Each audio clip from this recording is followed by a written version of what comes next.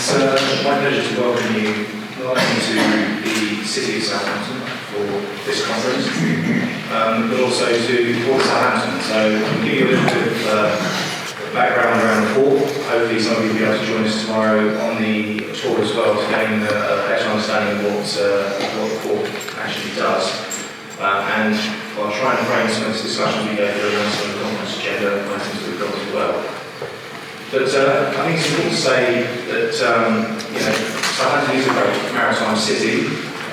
There's lots of events coming up in the next year or so which further highlight the role that it's played through major world events. Not least of all, next year is the 400th anniversary of the Mayflower and Speedwell sailing from Southampton, and for those of you that are interested, almost 100 metres from here, where we are now, was the gateway through which the Pilgrim Fathers walked. So take the opportunity, if you have time, to see something the city walks here. One of Southampton's greatest kept secrets, in all honesty, because for a city that has such a thriving cruise industry, to not have a very upfront and centre-based tourist information piece is bewildering. But nonetheless, I'm going to do my bit now. There are some great city walks here. The Bible will walk in many ways, so please, if you have time, do take the opportunity to walk. It's a great experience. Turning a little bit to the background of Associated British Ports, who are the owners and operators of the Port of Southampton. We are the UK's largest port operator, have a good national coverage as illustrated by the various sites ranging from Erintry in Scotland down to Plymouth and Tennant on the south west, across up into the major centres of Southampton and Humber. In all, controlling about a quarter of the country's seaborne trade. To put some numbers to that, Southampton handles about £40 billion worth of exports, making it the largest export port in the UK by value of goods shipped. When you see the kind of goods that we're shipping a lot of, most of them are quite shiny and have four wheels, and that's where a lot of that value comes from. As a business, ABB supports in the wider marketplace about 120,000 jobs as well, so it's a huge economic generator for the UK, as indeed is the maritime sector. And we're all fortunate and blessed, I think, to work within it. And there's a lot of work that we need to do as an industry to ensure that maritime continues to punch its way in the UK, particularly in government service. I did put some figures on the bottom of this slide, which was really to represent how the varied impacts of the B word might affect ports around the UK. But as in fact, government haven't got a clue what we're doing in relation to Brexit, neither have I, so we'll move on. To give you an idea of our key trade sectors, firstly, containers. The port has the second largest container terminal in the UK. It's operated by DP World. We also operate London Gateway.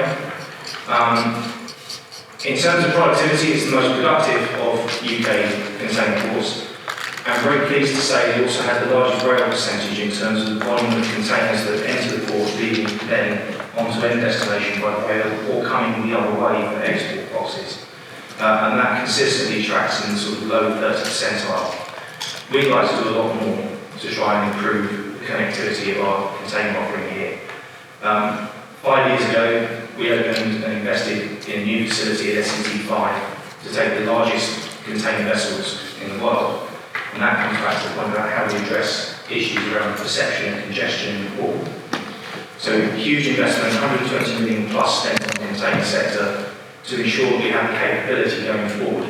Now it's now incumbent on all of us to leverage that capability and see what we can do in terms of improving our inland logistics, particularly by the rail sector. I'm pleased that there's some representatives from Southern Sea with whom we've recently invested in a new rail terminal with the ability to increase the number of rail services to and from the port on a daily basis.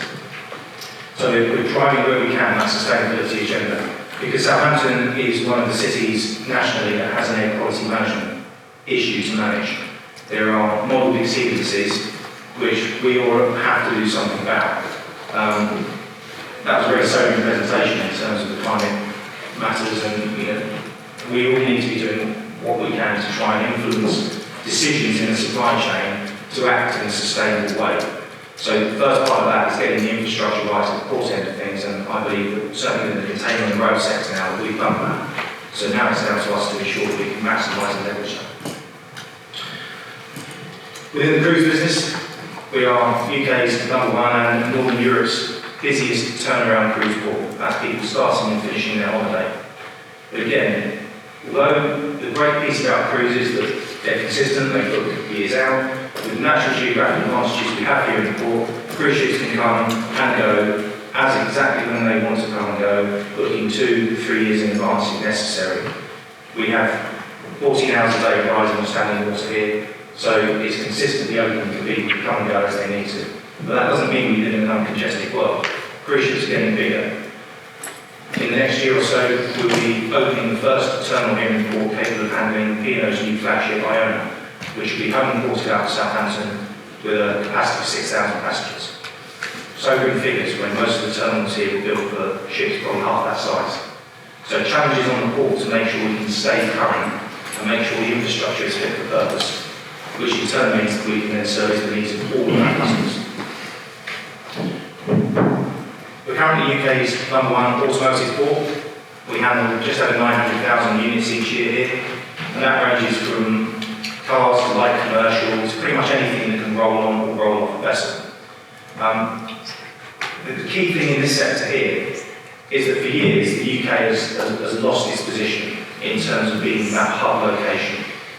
So whatever happens moving forward with the B word, with import-export tariffs and whatever environment we all end up working and living within, it's really important we keep focused on not losing ground further to other ports, because the UK needs to have that opportunity for that hub status. We currently have over 100 calls a month in terms of cargo vessels coming here, from 12 different shipping lines to over 50 ports in 40 countries. So it is a network of facilities and a hub opportunity that we must do everything we can to support the benefit. In terms of our bulk handling business, in a port like this as well, we're marrying containers, crews and cars with bulk activity. We're very pleased that we do have a thriving bulk terminal here, around 20 acres of space, which handles everything through from agricultural products through to recycled materials, in order that we can support the local markets as well. Most of the bulk cargo that we have a catchment area within sort of 100 miles of the port, but we do have a thriving bulk facility, and again, you'll have the opportunity to see a bit more of that during the course of the tour tomorrow. Port Southampton is not just the land holding here, and I'll come back to what makes up the geography in a bit, but it's also worth pointing out that it is the UK's largest refinery complex as well. And we're very pleased with all you've recently announced major investments in upgrading the facilities there, hopefully giving that facility a sustainable future. So again, within the wider context of what makes up Southampton, there's over 20 million tonnes of liquid products that move in and out of the harbour and require management in what is an ever increasingly challenging water environment.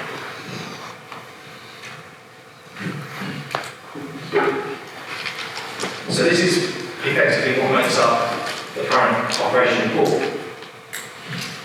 I'm not sure I can get this later. Yeah, there we go. So we're around here at the minute. You've got the Eastern Dock Complex here, about 178 years old. So working with infrastructure like that can be challenging. It's very much been an evolution. Home now to 7 multi-storey car parks. We're really the only port in the UK that operates multi-storey car parks as a storage solution for the automotive sector. Done largely because nobody's inventing land anymore, and that's what you've got to work with. You have to work with it. So our solution has been to go vertical, and you'll see how those facilities have evolved over time, providing the operators with a secure and sustainable way of storing more vehicles here in the port prior to distribution. The Western Dock Complex was then developed right through into the 1990s at the far end of the container terminal. Now, if you're developing the port today, you probably wouldn't put the container terminal with the largest vessels and the narrowest part of the river right at the other end, but as I said, it's been an evolution. So, we are aware that we have challenges, and we're aware that we have to work very hard to overcome those.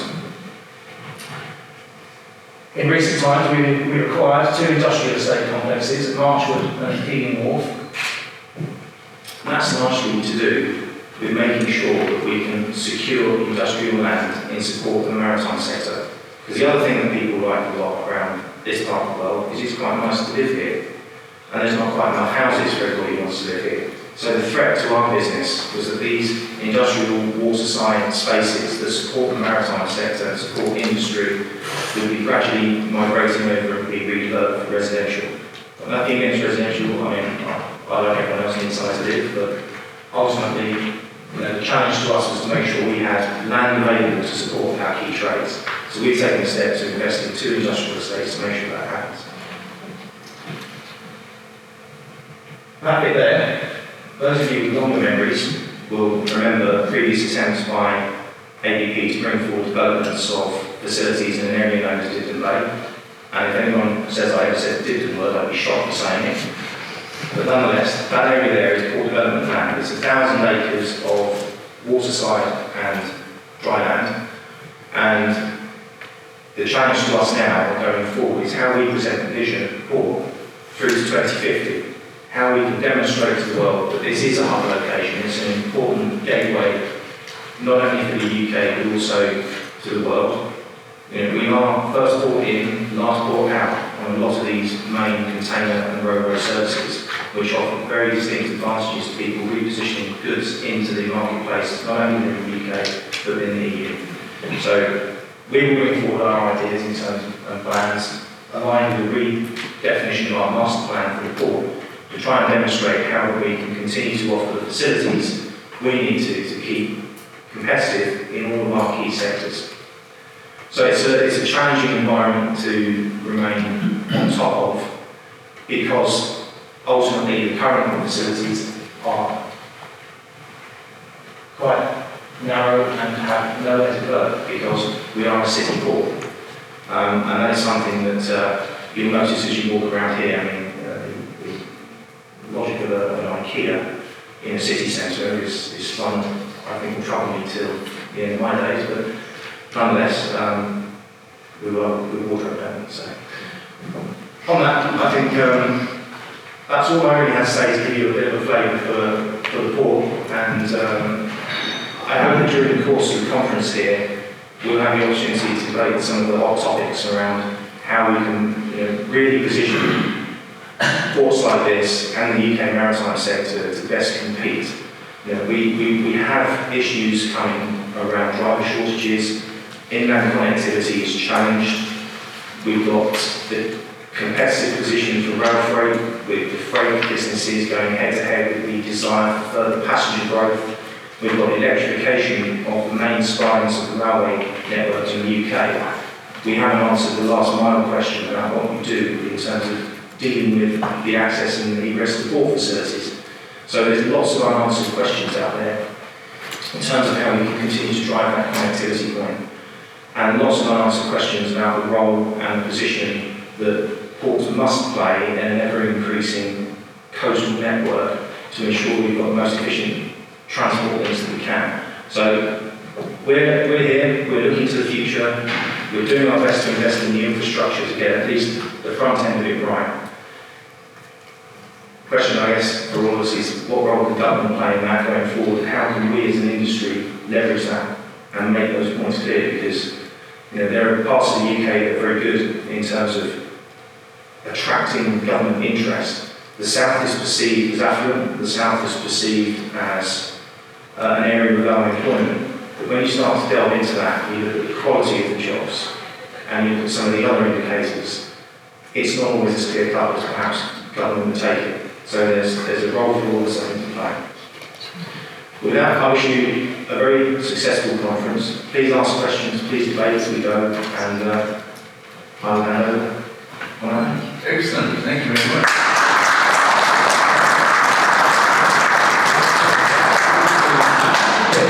Key question, driver shortages, connectivity, the rail freight group, of course, is part of that debate, and the Williams review, which we'll come to.